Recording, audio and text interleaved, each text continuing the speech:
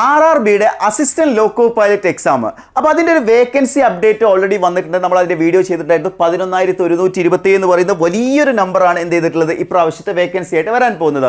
എന്നാൽ അതിൽ ഒരുപാട് പേർക്കുള്ള സംശയമാണ് എപ്പോഴായിരിക്കും ഈ എക്സാമിൻ്റെ നോട്ടിഫിക്കേഷൻ വരിക, അതേപോലെ തന്നെ നോട്ടിഫിക്കേഷൻ വന്ന് എത്ര സമയമായിരിക്കും നമുക്ക് എക്സാമിന് പ്രിപ്പയർ ചെയ്യാൻ ലഭിക്കുന്നുണ്ടാവുക എന്നുള്ള കാര്യം. തീർച്ചയായിട്ടും നിങ്ങൾക്ക് അതിനെക്കുറിച്ച് ധാരണ കിട്ടിക്കഴിഞ്ഞാൽ പ്രിപ്പറേഷൻ എന്ന് പറയുന്നത് നിങ്ങൾക്ക് എത്രത്തോളം ഇമ്പോർട്ടൻ്റ് ആണ്, അല്ലെങ്കിൽ എപ്പോൾ നിങ്ങൾക്ക് സ്റ്റാർട്ട് ചെയ്യണം എന്നുള്ള കാര്യങ്ങളെക്കുറിച്ചൊക്കെ ഒരു ഓവർവ്യൂ കിട്ടും. അപ്പോൾ നമ്മൾ നോട്ടിഫിക്കേഷനിലേക്ക് നമ്മൾ വരികയാണെന്നുണ്ടെങ്കിൽ ഒരു എക്സാക്ട് നോട്ടിഫിക്കേഷൻ ഡേറ്റ് ഇപ്പം നമുക്ക് മുന്നിൽ എന്തല്ല അവൈലബിൾ അല്ല. പക്ഷേ ഓൾറെഡി റെയിൽവേ റിക്രൂട്ട്മെന്റ് ബോർഡ് അവരൊരു എന്ത് ചെയ്തിട്ടുണ്ട്, ഒരു ആനുവൽ കലണ്ടർ പബ്ലിഷ് ചെയ്തിട്ടുണ്ട്. അപ്പോൾ റെയിൽവേയുടെ ആനുവൽ കലണ്ടർ നമ്മൾ നോക്കുകയാണെന്നുണ്ടെങ്കിൽ assistant loco pilot 2026 vacancies assessment up to 30/6/2027, അതായത് നിങ്ങൾ ഇപ്പോൾ വന്നിരിക്കുന്ന 11,120 എന്ന് പറയുന്ന വേക്കൻസി ഉണ്ടല്ലോ, ഈ 11,127 ഓക്കെ, ഈ 11,127 വേക്കൻസി എന്ന് പറയുന്നത് ജൂൺ 2027 വരെയുള്ള വേക്കൻസി ആയിരിക്കും അവരെന്ത് ചെയ്തിട്ടുണ്ടാവുക, എടുത്തിട്ടുണ്ടാവുക. അപ്പോൾ ഈ ഒരു വേക്കൻസി അസസ്മെൻറ്റ് കംപ്ലീറ്റ് ചെയ്യേണ്ടത് ഡിസംബർ 2025 കൂടി കംപ്ലീറ്റ് ചെയ്യാനാണ് പറഞ്ഞിരിക്കുന്നത്. അതേപോലെ തന്നെ intending of vacancies of OIRMS after approval January 2026 പറഞ്ഞിരിക്കുന്നത്. അതായത് ജാനുവരിയിൽ ഈ വേക്കൻസീസ് 2027 ജൂൺ വരെയുള്ള 11,127 വേക്കൻസിയാണ് ഇപ്പോൾ ഉള്ളത്. ആ വേക്കൻസീസ് അപ്രൂവ് ചെയ്യണം എന്നാണ് പറഞ്ഞിരിക്കുന്നത്. ജാനുവരിയോട് കൂടി തന്നെ അപ്രൂവൽ നടക്കുമെന്നാണ് പറഞ്ഞത്. പക്ഷേ നിങ്ങൾക്ക് എല്ലാവർക്കും അറിയാം ജാനുവരിയിൽ എന്ത് ചെയ്തിട്ടില്ല, അപ്രൂവൽ വന്നിട്ടില്ല. അപ്രൂവൽ വന്നിട്ടുള്ളത് അത് ഫെബ്രുവരിയിലാണ്. അതായത് ഒരു മാസത്തെ ഡിലേ ഇവിടെ സംഭവിച്ചിട്ടുണ്ട് എന്നുള്ളത് കൃത്യമായിട്ട് നിങ്ങൾ മനസ്സിലാക്കുക. ജാനുവരിയിലായിരുന്നു ഇതിൻ്റെ ഒരു അപ്രൂവൽ വരേണ്ടത്, പക്ഷേ വന്നത് ഫെബ്രുവരിയിലാണ്. ഞാൻ ഓൾറെഡി അതിൻ്റെ ഒരു വീഡിയോ നമ്മൾ ചെയ്തിട്ടുണ്ടായിരുന്നു.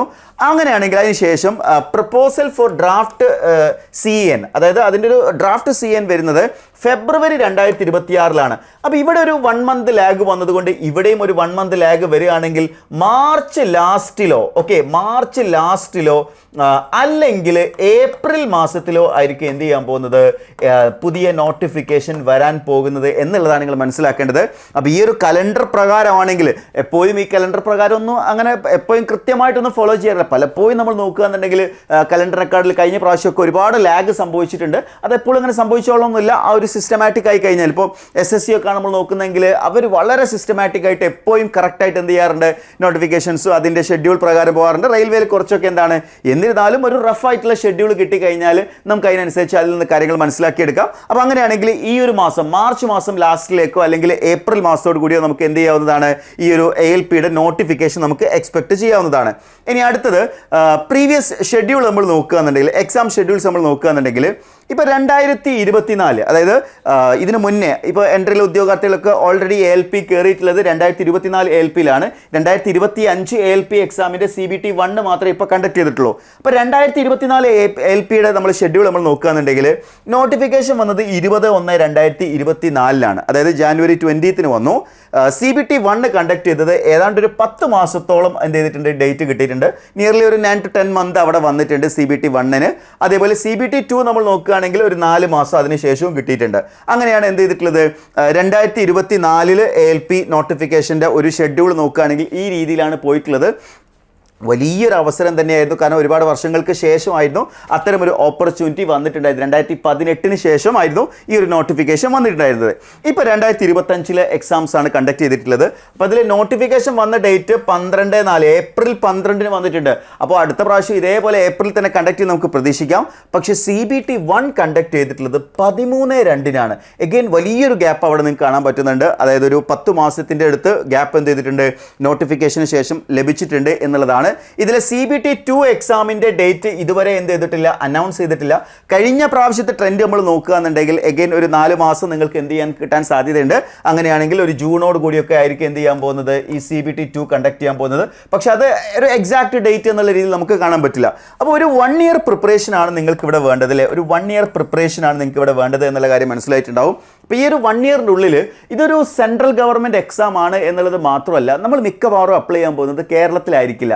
കമ്പാരിറ്റീവ്ലി കേരളത്തിനേക്കാൾ വേക്കൻസീസ് കൂടുതൽ ഉണ്ടാവാറുള്ളത് മറ്റു സോണുകളിലാണ്. ഇപ്പം നമ്മൾ നോർത്തേൺ സോണിൽ നോക്കുകയാണെങ്കിൽ കഴിഞ്ഞ പ്രാവശ്യമൊക്കെ കൊൽക്കത്ത സോണിലും മുംബൈ സോണിലൊക്കെ ഒരുപാട് വേക്കൻസീസ് ഉണ്ടായിരുന്നു.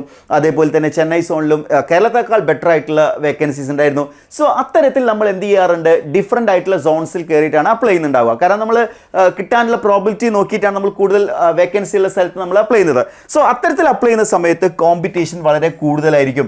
അപ്പോൾ നമുക്കൊരു ഇനഫ് പ്രിപ്പറേഷൻ ടൈം വേണം എന്നുള്ളത് ഒരു റിയാലിറ്റിയാണ്.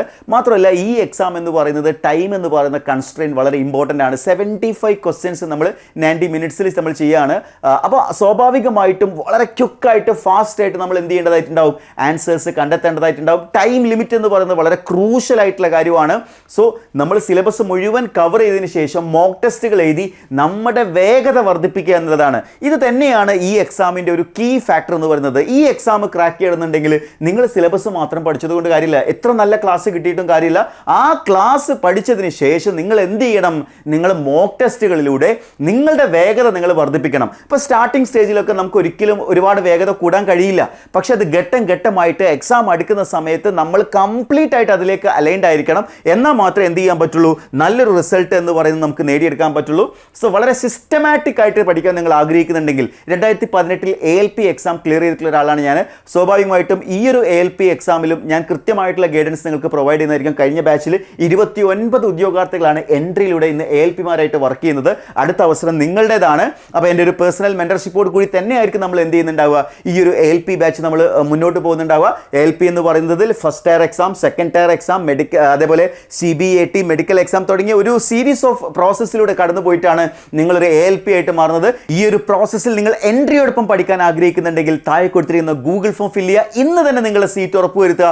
പഠനത്തിന് ഒരു സെക്കൻഡ് പോലും നിങ്ങൾ നഷ്ടപ്പെടുത്തരുത്. എത്രയും പെട്ടെന്ന് പഠിച്ച് നിങ്ങൾ ആഗ്രഹിച്ച പോലെ 2026 ഒരു സർക്കാർ ജോലി എന്ന സ്വപ്നം നിങ്ങൾക്ക് സാക്ഷാത്കരിക്കാം. Wish you all the best. കൂടുതൽ വിവരങ്ങൾ അറിയാനും എൻട്രിയുടെ ALP ബാച്ചിൽ ജോയിൻ ചെയ്യാനും താഴെ കൊടുത്തിരിക്കുന്ന ഗൂഗിൾ ഫോം ഫില്ല് ചെയ്യാം.